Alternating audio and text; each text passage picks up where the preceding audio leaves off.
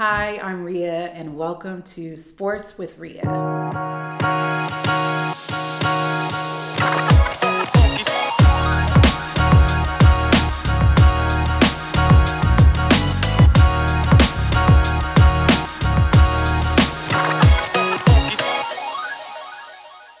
Welcome to Sports with Ria, where we use this platform to share the stories of athletes to inspire you to pursue your dreams.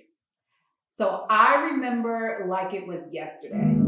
One pitch on the way to Edgar Martinez. Swung on the line down the left field line for a base hit. Here comes Joy. Here is Junior to third base. They're going to wave him in. The throw to the plate will be late. The Mariners are going to play for the American League Championship. I don't believe it. It just continues. Ken Griffey Jr. running around the bases to head into home plate to send the Mariners into the American Championship League Series. And that was the 95 season. And like I said, it was magical. Some of us refer to it as my oh my. And I remember so vividly because my dad gave me that Christmas gift at the end of that season just to commemorate the season, and it's one of my earliest and also fondest memories. That team was so special for two reasons, or maybe a plethora of reasons, but because of the players and also the stadium itself. So let's just get this out of the way. We'll talk about the stadium. It was in the Kingdome, which is a multi-purpose stadium that was built in 1976 and unfortunately got demolished in 2000 just because it was old and wasn't up to code. And there were so many great moments in the Kingdome. The Seattle Sonics played there for a period of time. Seahawks played there and the Mariners, and I remember going to some of those games. And also it had like concerts. I mean, I believe Billy Graham, who, if you've ever known who Billy Graham was, he had a lot of crusades. I remember going to a Billy Graham crusade, but there were concerts there. And what makes Seattle sports so special is because of the fans, but also the stadiums, because of the acoustics and the sound. It was known as one of the loudest stadiums in the league during that time. And of course, we hold some titles for, at the time it was Qwest Field, now Lumen Field.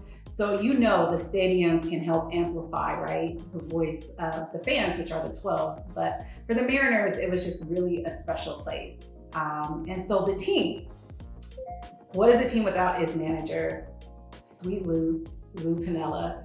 That man had so much character. He was brilliant. He was a great leader. I remember looking at him on the sidelines, he'd be chewing gum.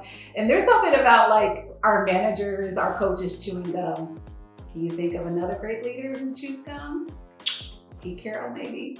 So they had that in common. But beyond that, Lou would have some of the best tantrums I have ever seen. Do not get that man upset because it was a show. He didn't like a call or something like that. He marched out to the umps and he would just go off.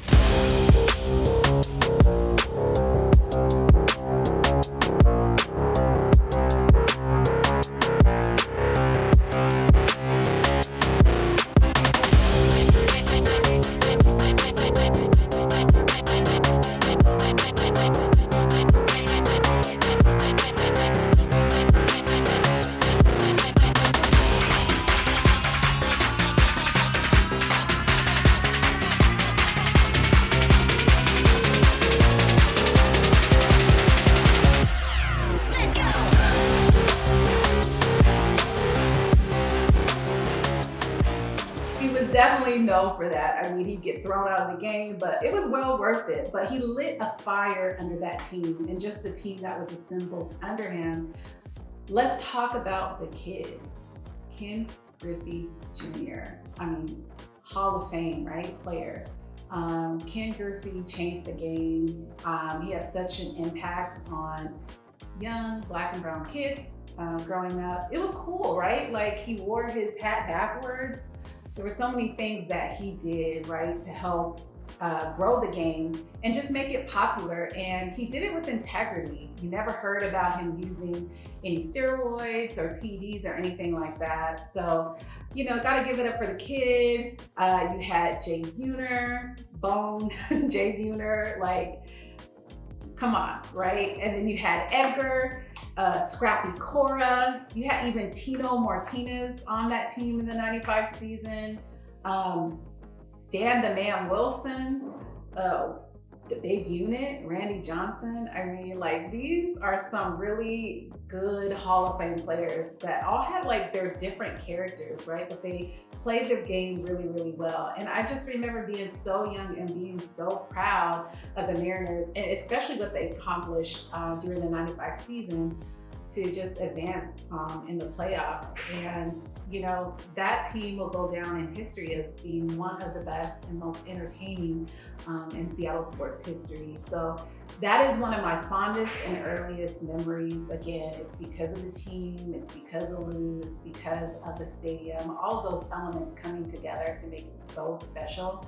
And that's the power of sports. It brings people together. It's affects young, impressionable minds like mine at that age. Again, 95 season, I got the My Oh My VHS tape.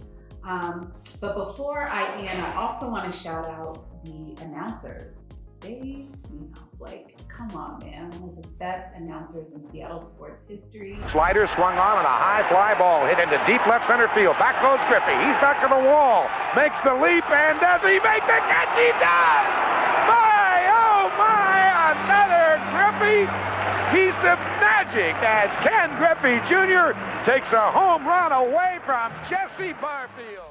Alongside of him, Rick Riz, the way that they called the game, I love to listen on the radio to Mariners games because of him. And again, the 1-2 pitch on the way to Saunders. Swing and a fly ball deep to right field. Bautista going back to the track to the ball. Get out the rye bread and mustard, Grandma. It is grand salami time. Michael Saunders with a grand slam home run, the first of the year for the Mariners. You would want your announcers to be a fan of the game, and that really resonated through them. You could tell that they had a love for the game, the way they called it. They were invested, I was invested, and so it wouldn't be you know, a game, it wouldn't be a season if I didn't shout out the announcers. So all of that made the Seattle Mariners so special. I'm really hoping as a fan that we can return to that magic. It won't be the same, but we can create our own. We have a young, impressionable team now. There's some great pieces. We're still trying to figure it out. But again, you have the fans, you got the stadium, you've got, you know, your manager. Let's put the right pieces together and let's go for it. We can do it. So thank you for listening. Hope you are inspired. I want to hear about your earliest and fondest memories of a game that changed your life.